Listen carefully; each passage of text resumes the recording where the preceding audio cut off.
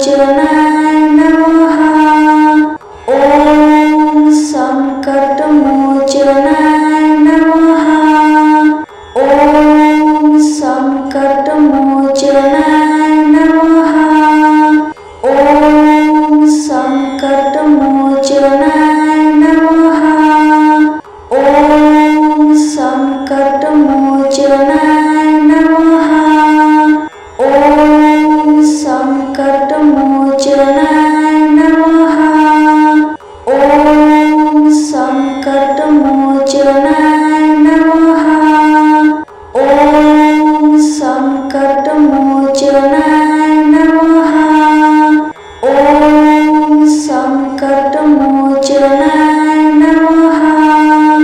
ॐ संकटमोचनाय नमः। ॐ संकटमोचनाय नमः। ॐ संकटमोचनाय नमः। ॐ संकटमोचनाय नमः। ॐ संकटमोचनाय नमः। ॐ संकटमोचनाय नमः। ॐ संकटमोचनाय